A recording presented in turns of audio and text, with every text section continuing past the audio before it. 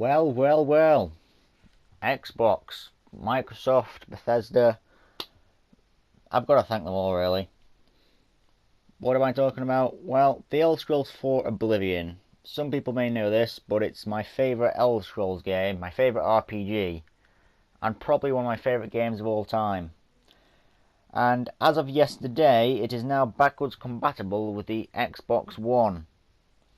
Now, if you've watched many of my videos, or that many of all, well, any really, you'll probably know that I use a PS4, and any people who know me that, well, have talked to me about it, know that I'm pretty much a PlayStation fanboy. I use a PS4, I had a PS3, I've never actually owned an Xbox console.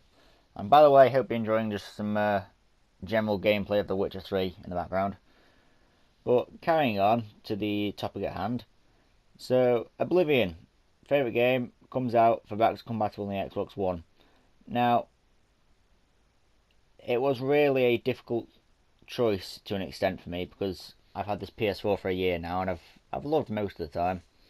But between the UI lagging and the freezing and the errors on PS4, the general backwards compatibility with Xbox One, the exclusives, the fact that a lot of my friends are on it, I've been really being turned towards the Xbox One. And quite frankly now, this is really the tipping point for me, with Oblivion being how it is to me. Now, the plan is to get an Xbox One or Xbox One S at around Christmas time, probably still on PS4. So, for about a month or maybe two, you will not be getting any videos as I sort of get the Xbox, become accustomed to it, etc., play some games. Now, I'm not guaranteeing that I will, but that's the plan anyway.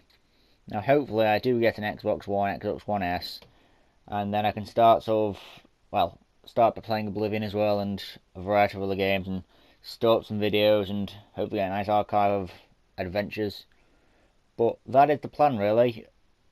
There is a half-done series of The Last of Us that I've not completed yet.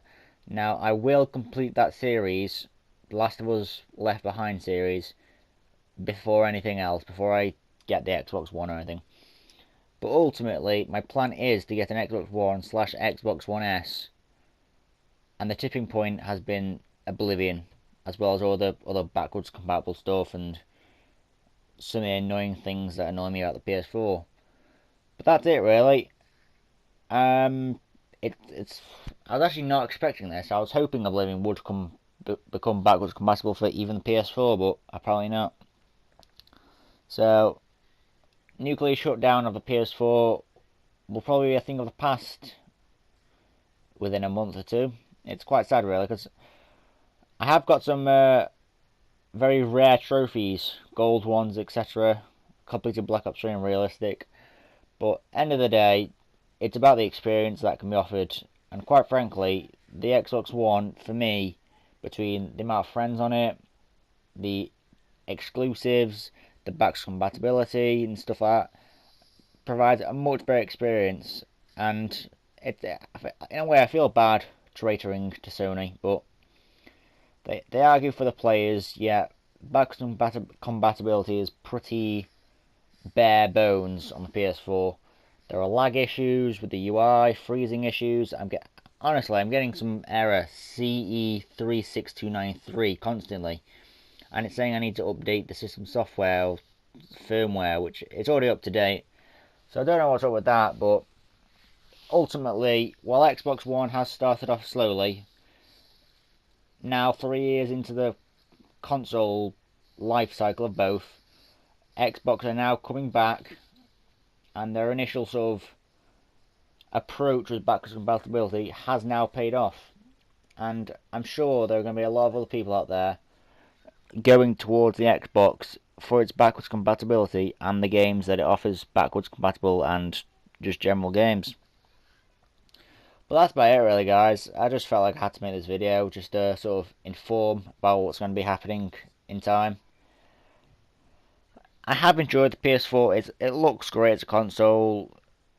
everything's graphically nice, the controller's nice, but if you ignore the bad start Xbox had, and you just look at how they've improved stuff between the updates and the backwards compatibility and the the improving titles and the improving sort of development with the developers, and especially with Bethesda and Skyrim and the mod situation. And the more I think about it, the meaning PlayStation is for the players just rings less and less true.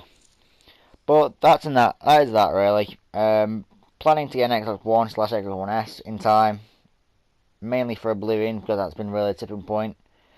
Other backwards compatible games would be nice. I'll have more friends to play with, and PlayStation really is dying for me.